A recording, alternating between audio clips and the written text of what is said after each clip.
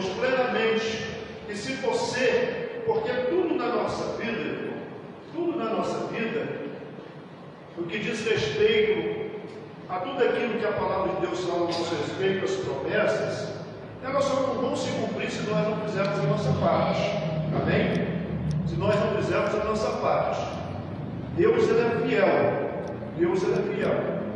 Deus não tem nada nesta vida, que faz Deus mudar a sua conduta, a sua maneira de ser. Então Deus, Ele vai ser fiel sempre. Amém? Agora, para que a fidelidade de Deus, irmãos, ela se cumpra na minha vida, eu preciso também me esforçar para fazer a vontade de Deus, para agradar a Deus. Amém? Nós precisamos aprender isso no nome de Jesus Cristo. Já está gravando? Nós, toda sexta-feira e todo domingo também, nós sempre gravamos a mensagem, que assim como as nossas lives do rádio também, que além do programa que nós fazemos todas as manhãs, a partir das 9 horas, na estação 104.9 FM, também todo o programa é gerado como live. Então isso vai, graças a Deus, irmãos, para o Brasil todo e até fora do Brasil. Hoje essa ferramenta é muito boa. Amém? Então, como nós gravamos também toda sexta-feira, eu quero aqui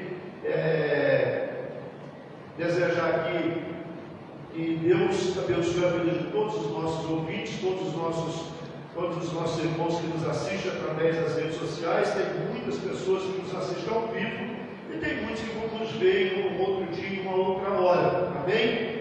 Mas eu tenho certeza que o Deus que está aqui nesta noite nos abençoa também, pode te abençoar. Amém, Jesus? Amém. Irmãos, vamos aqui, abra sua Bíblia em 1 Tessalonicenses, capítulo 4, o nome do Senhor Jesus.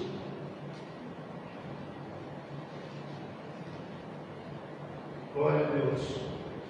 Nós vamos ver aqui a partir do versículo 15.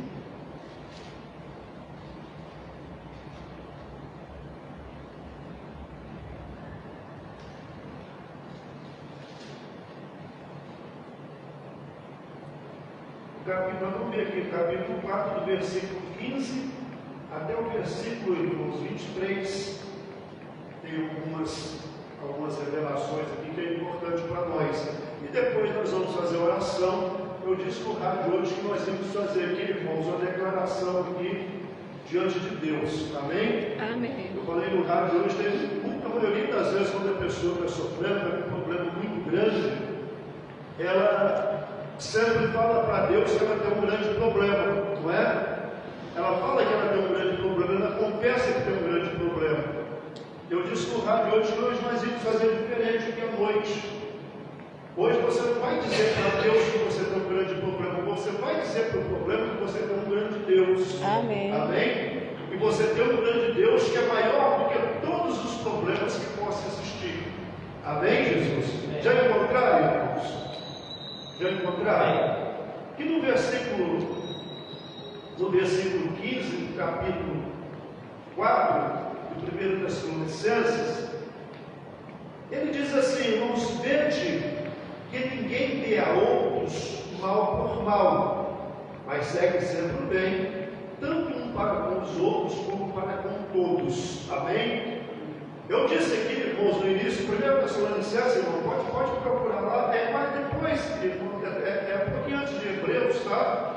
Você vai encontrar, de Timóteo, você vai encontrar 1 Tessalonicenses. Pode procurar, não tá, irmão? A gente espera.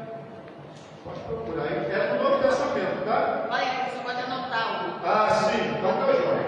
Então você vê, irmãos, nós começamos aqui hoje falando sobre o cumprimento das promessas de Deus, da vontade de Deus na nossa vida, e que Deus é fiel, Deus ele não muda nunca.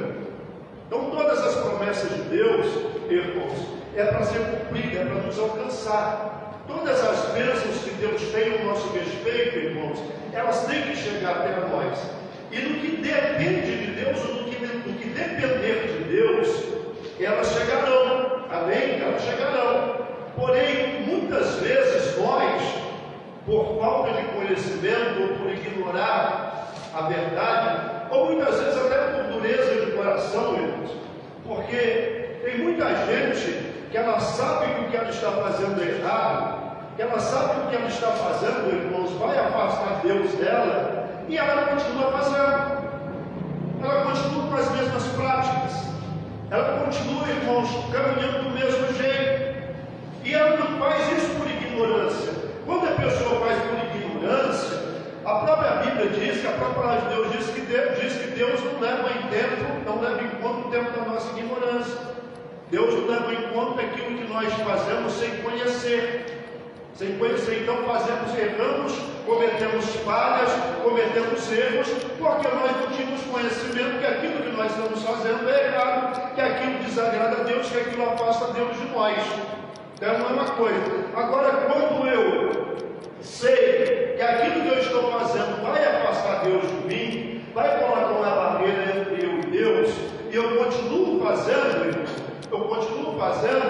então isso não é Deus que deixa de ser fiel, não é Deus que deixa de cumprir, irmãos, as promessas dele na minha vida, mas sou eu que peço Deus de fazer, amém? Sou eu que peço Deus de realizar a obra dele na minha vida. E aqui você vê que primeiro aqui ele diz, irmãos, que ninguém dê a outro mal por mal, mas que nem a outro mal por mal, mas segue sempre bem, tanto para com outros, mas também para com todos, amém?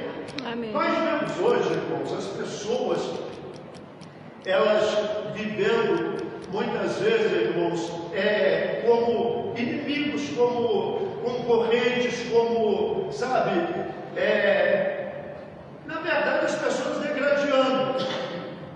Hoje nós vemos as pessoas buscando, irmãos, parece a cada dia, buscando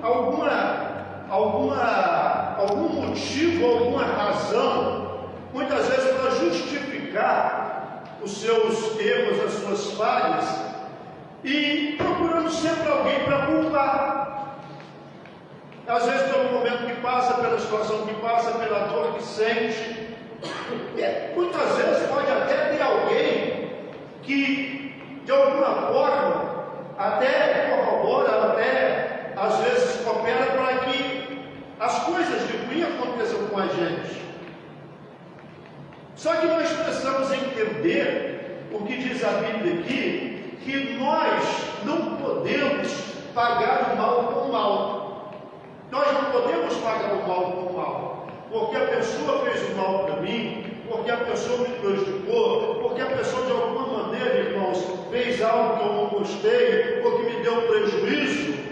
Eu não posso, se eu quero ser fiel a Deus, por isso que é difícil, irmãos, muitas vezes agradar a Deus, porque para agradar a Deus diante dos olhos dos homens, muitas vezes, eu vou ser visto como bobo, como trouxa, como alguém que, poxa, esse camarada aí, o fulano está fazendo isso, ou fez aquilo outro, e ele está ali. As pessoas, às vezes, elas buscam a vingança,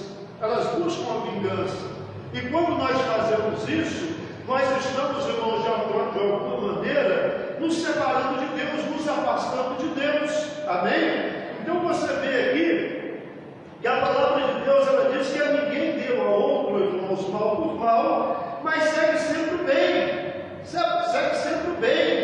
não importa o que as pessoas fazem com você. Eu falei aqui no domingo, não sei quantos domingos foi atrás, que eu falei sobre isso. O que importa, irmãos, o importante não é o que as pessoas fazem ou falam de você. O importante é o que você faz com aquilo que elas fazem ou falam de você. Não importa, porque o fulano, tempo atrás, alguém veio conversar comigo e de alguma maneira quis fazer um comentário com o fulano. Eu falei, irmão, para mim não me interessa. Para mim não me interessa o que as pessoas dizem ao meu respeito, tanto de bom ou de mal, de bem ou de mal. Para mim não interessa. Sabe por quê, irmãos? Para mim o que interessa é o que eu sou. Para mim o que interessa é o que, irmãos, eu faço. É o que eu faço. O que as pessoas, mas isso não tem problema nenhum. Isso não vai afetar em nada, isso não vai mudar em nada. Se falar bem, irmãos, não vai me fazer, irmãos, ensoberbecer. Se falar mal, não vai sei quem eu sou. Eu sei o que eu falei, eu sei o que eu fiz. Amém, Jesus? Então, nós não podemos pagar com mal por mal a ninguém, irmãos. A ninguém. E aí ele fala assim que nós devemos regozijar, nos alegrar sempre. Nos alegrar sempre. Pastor, mas é difícil se alegrar nos momentos difíceis. É lógico que é. A mesma dificuldade que nós temos de nos alegrar nos momentos difíceis, talvez a mesma dificuldade nós temos de agradar a Deus. Talvez a mesma. Nos momentos difíceis, vocês sabem a história de Paulo e de Silas? Quem sabe aqui? A história de Paulo e Silas. Paulo e Silas foram dois apóstolos, irmãos. O Silas era um servo de Paulo o apóstolo, e eles, não por ter cometido crime, porque uma coisa é você ser condenado, você ser preso, por exemplo, por um erro que você comete, ou às vezes ser condenado por um erro que eu cometo, e outra coisa é ser condenado injustamente. Eu não cometi nenhum crime, eu não errei, e de alguma maneira eu estou sendo condenado. Então, uma coisa é isso. Então, a Bíblia diz, o próprio Senhor Jesus, quando ele fala das bem-aventuranças, ele diz assim: bem-aventurados sois vós, quando os injuriarem com toda sorte de mentira. Então, quando alguém tenta me fazer o mal, ou quando alguém tenta me condenar por algo que eu não fiz, eu sou bem-aventurado. Deus é comigo. Amém. Deus é comigo. Agora, se eu errei, se eu cometi, eu vou ter que responder, e Deus não pode fazer nada por mim. Amém? E Deus não pode fazer nada por mim. Então, se eu, irmãos, estou na presença de Deus, eu estou lutando para agradar a Deus, e mesmo assim, talvez, em alguns momentos as coisas não estão dando certo, as coisas não estão funcionando, as coisas não estão sendo do jeito que eu espero, mas a Bíblia me ensina, irmãos, o Espírito Santo me ensina a dizer: regozijai-vos sempre. Alegrai-vos. Sabe por quê, irmão? Sabe por quê? Porque quando você se alegra, é porque você entende que Deus está trabalhando na tua vida. Amém. Que Deus está trabalhando na sua vida. Pastor, mas é difícil passar por isso. Em algum momento eu falei aqui domingo, irmãos, que Deus não procura em mim a justiça o tempo todo, a santidade o tempo todo, a retidão o tempo todo, porque Ele sabe que Ele não vai encontrar. Mas uma coisa que Deus procura em mim é aquilo que Ele sabe que Ele pode encontrar. E o que Ele sabe que Ele pode encontrar em mim ou em você, mesmo se estamos errando ou falhando, é a sinceridade. A sinceridade. Então, uma das coisas que nós precisamos ser sempre sinceros. Será que é o momento que eu estou passando? Será que é a dificuldade que eu estou passando? Será que o problema que eu estou vivendo? Será que não fui eu mesmo que criei para mim? Será que não fui eu que criei? O sábio fala em Provérbios, ele fala assim: do que reclama o homem?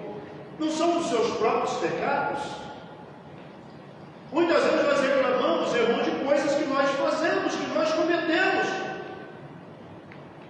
Não foram os outros, irmãos, não são as pessoas que são ruins, não são as pessoas, irmãos, que querem meu mal, não. Muitas vezes, irmãos, o mal que eu estou vivendo foi eu que criei, foi eu que busquei. Eu trouxe para a minha vida com as minhas próprias mãos. Por quê? Porque eu sei que eu vivi errado, estou fazendo errado, e que para isso mudar, eu preciso também mudar a minha conduta.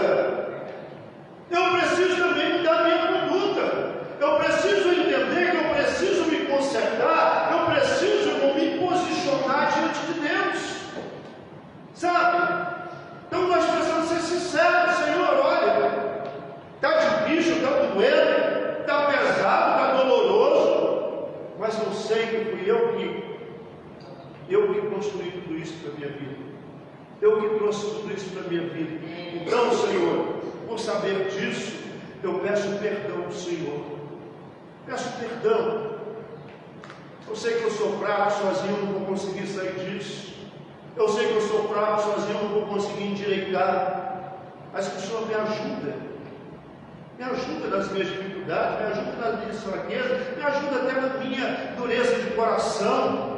me ajuda, porque eu quero sair. E quando você faz isso, irmãos, então mesmo nesses momentos difíceis, ao invés de você blasfemar, ao invés de você reclamar, ao invés de você, irmãos, amaldiçoar todo mundo, porque na maioria das vezes, quando passamos por momentos difíceis, nós achamos que todo mundo está errado. Todo mundo está errado. Que as pessoas, elas não olham para a gente, elas não gostam da gente, elas não amam a gente. É por isso que, porque se eles me amassem, eles me ajudavam. Mas nós nos esquecemos, irmãos, que Deus, Ele quer tratar de nós, Ele quer cuidar de nós. Deus, Ele quer tratar conosco, irmãos. E para isso nós precisamos, se mesmo, irmãos, no momento da dificuldade, da dor, nós não reconhecermos os nossos erros, as nossas falhas, e nós não reconhecermos que nós precisamos de Deus, como que vai acontecer isso, irmão? Porque mais, irmãos, que resolver o seu problema, você pode ter certeza disso, mais do que amenizar a tua dor, Jesus, Ele veio para te levar para o céu. Amém, Jesus. Ele quer te levar para o céu. E talvez, irmãos, Ele vai ter que tratar com você mais um pouco para você poder entender. Para você poder entender que não adianta nada, irmão, você ter tudo aqui. Se amanhã você partir daqui, ou se Jesus voltar, você vai para onde? Você vai para onde? O cara também, no caso da vitória, é para isso, para você aprender, irmãos, que as coisas, elas não acontecem por acaso. Deus tem propósito para as nossas vidas. Então, quando nós entendemos isso e assumimos isso, nós, mesmo nos momentos de dor, eu falei do Paulo e Silas, irmãos, eles foram injustiçados, eles não estavam fazendo nada errado, eles não estavam pecando, eles estavam pregando o Evangelho, eles estavam falando de Jesus. E eles foram presos, abateram neles, arrebentaram eles, tanto bater, aí pegaram, prenderam eles, irmãos, pés, mãos, pescoço, colocaram lá no calabouço, irmão, todo arrebentado, todo arrebentado. Eles poderiam, irmãos, reclamar, dizer ao Senhor: poxa, mas nós estamos fazendo a tua vontade, nós estamos pregando o seu Evangelho, nós estamos falando do seu amor, e nós estamos nessa situação. Mas a Bíblia diz que foi ao contrário, que durante a noite eles começaram a louvar a Deus, eles começaram a glorificar a Deus, eles começaram a se alegrar. Agora, como que alguém pode se alegrar, irmãos, preso, todo arrebentado, todo moído? Como que alguém pode?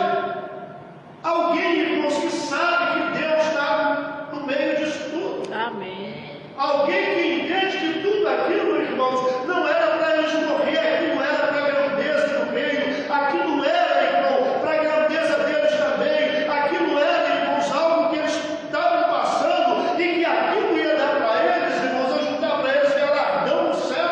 Amém.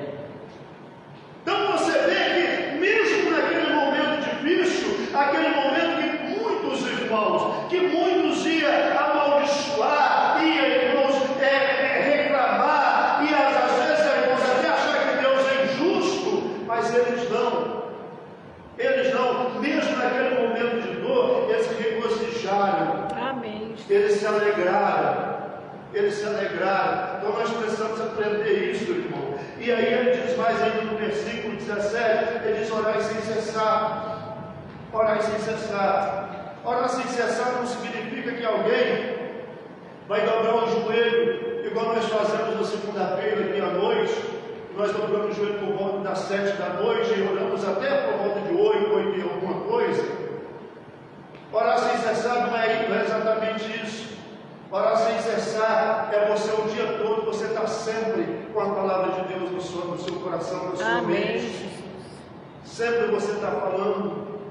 A Luzia, de vez em quando está em casa, ela acha que ela faz: esse camarada está envelhecendo mais rápido que eu penso. Porque de vez em quando ela faz: você está falando com quem? Eu falo: estou falando com Deus. Você entendeu? Porque às vezes eu estou no quintal, estou fazendo alguma coisa, irmão. Às vezes, de vez em quando, eu estou no pensamento, de vez em quando eu estou lá balbuciando, estou falando alguma coisa, amém?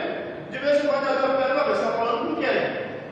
Como se diz: está ficando BH? Não, eu estou falando com Deus, irmãos. Estou falando com Deus,